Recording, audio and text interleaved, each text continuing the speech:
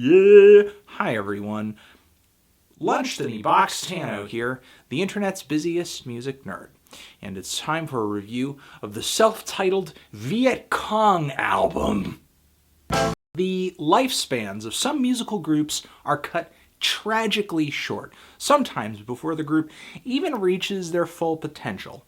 Personally, this might have been the case for one of my favorite bands to come out of Canada in the 2000s, Women. Over the course of their relatively short lifespan, the band put out just a couple albums, and very early on had the support of multi-instrumentalist, producer, and singer-songwriter Chad Van Galen. The band had a super haunting, lo-fi sound, very brittle, twangy, stark guitars, pummeling drums. The treble on their records is just so sharp and loud, very distant, cavernous vocals soaked in reverb. And there was a variety of different rock influences flowing throughout their music too.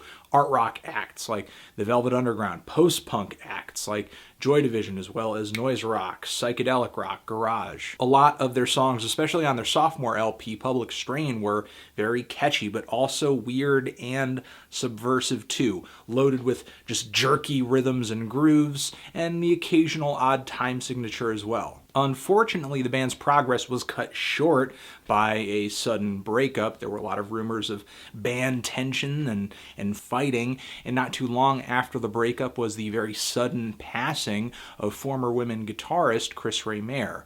Now, within a year of the band breaking up, two members of Women, Matt Flegel and Mike Wallace, formed Viet Cong, along with Scott Monroe and Daniel Christensen, both on guitars. And now, in the beginning of 2015, we have Viet Cong returning to the label that Women was on, JAGJAGUWAR, and they now have given us the self-titled LP, with a few singles teasing up to the release of this thing. And even though Viet Cong is a different band, this album kind of sounds like Mike and Matt are taking things from where Women left off. They are pulling from pretty much the same stylistic influences, and sonically, they deliver much the same production style as well, maybe just a tad clearer than what Women was doing on their last full-length LP, but still very lo-fi, chaotic, haunting. And Matthew's vocal style in Viet Cong isn't really all that much different from what we've been handed before on Women records, with maybe the exception of the very fevered, tense vibrato that his vocals bring sometimes that kind of remind me of Spencer Krug of Wolf Parade or Sunset Rubdown fame. So the sound of Women remains kind of unchanged and really intact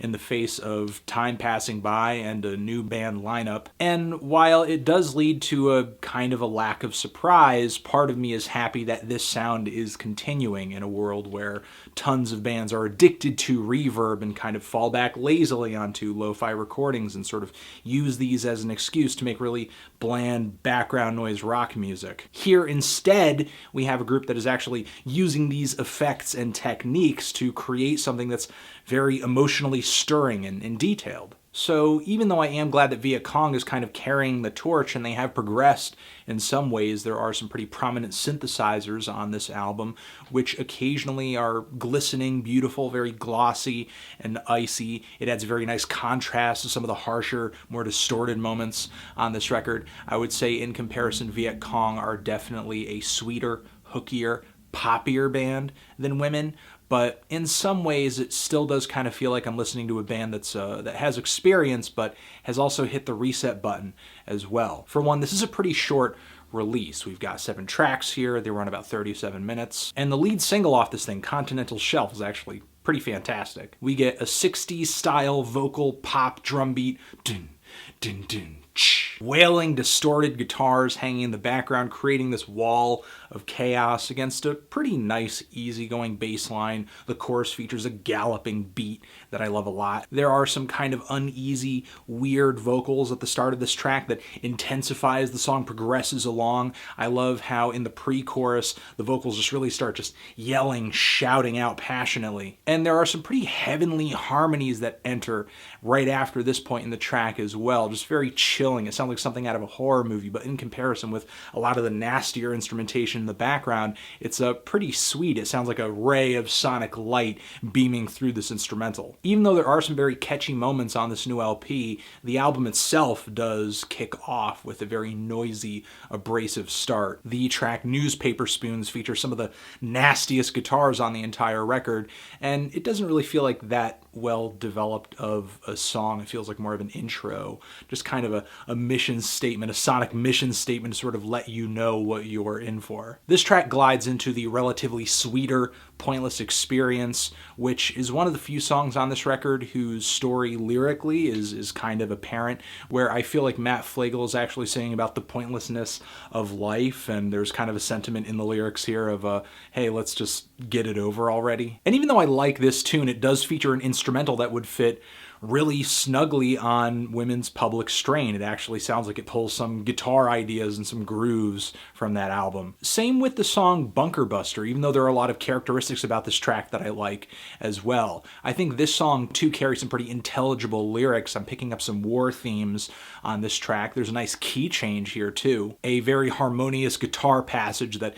contrasts some of the nastier points on this track. And even though there's a different vocal approach going on here, just the instrumental itself is just giving me more deja vu from Public Strain. And the closing track, Death, the longest track on here at 11 minutes, builds into this really nasty, tense groove that gets louder and noisier as it continues. And then as it seems like it's at its breaking point, the song just suddenly transitions into just a really clear rock instrumental just for a third phase of the song. It's a really nice move, and a move that tells me that beyond the existence of women, these guys do have a lot of creative ideas. Overall, I really like more than half of the songs on this record. I think the production is interesting. I still love the recording style that these guys put together. I also think the playing on this record as well, they sound very cohesive and just well oiled as a band itself. But as I mentioned earlier, these moments of deja vu, these spots in the instrumentals on this record that just feel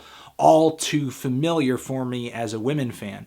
Even if for whatever reason Women remained a band and had the exact same lineup and name up until this point, there are some tracks I could see on this record just not enjoying because they just feel like the band is treading water. Regardless, I think Viet Cong has a lot going for them right now. They're currently riding on quite a bit of potential, I think, and this new record of theirs offers at least several great songs. I'm feeling a decent to strong 7 on this thing. Transition. If you've given this record a listen, what did you think of it? Did you love it? Did you hate it? Why? What do you think I should review next? And that's it.